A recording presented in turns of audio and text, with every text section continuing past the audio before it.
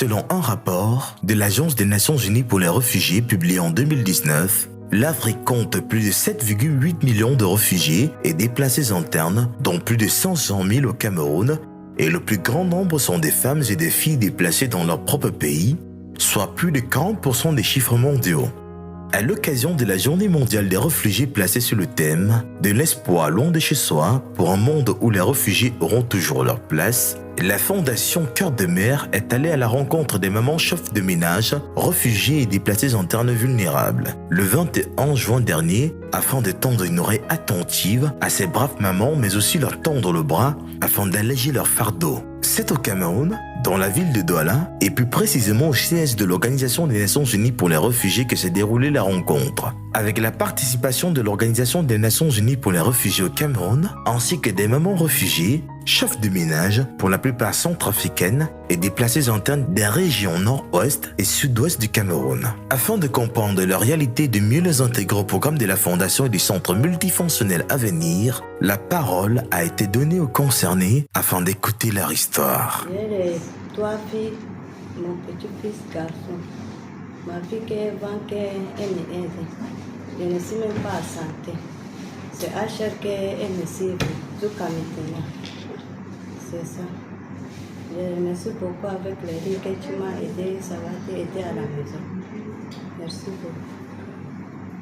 Je suis avec mon enfant là depuis, elle était malade depuis son an comme ça, jusqu'à quand on est venu ici à Douala. Et je remercie maintenant HR qui nous s'occupe un peu par rapport au corps.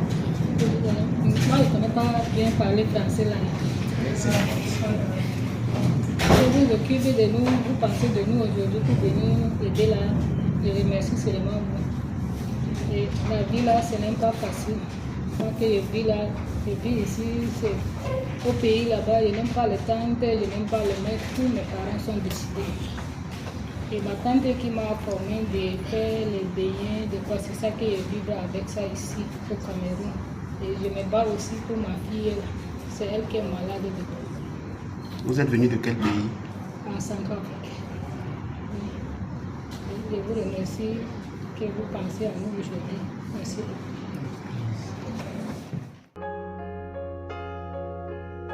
beaucoup. Maladie, dépression, viol, manque d'accès aux formations adéquates, charge familiale énorme du fait qu'elles jouent le rôle des deux parents, accès à l'éducation difficile pour leurs enfants, manque d'accompagnement psychologique pour les enfants suite au traumatisme causé par la guerre, problème de suivi médical et psychologique des mamans, problème d'accès à l'emploi et à l'auto-emploi sont là quelques problèmes décriés par ces dernières. Problèmes auxquels la Fondation Cœur de Mer, en étroite collaboration avec l'Organisation des Nations Unies pour les réfugiés, compte bien apporter des axes visant à améliorer les conditions de ces mamans. Comme il est de coutume, durant les déplacements de la Fondation avec sa légion de bénévoles,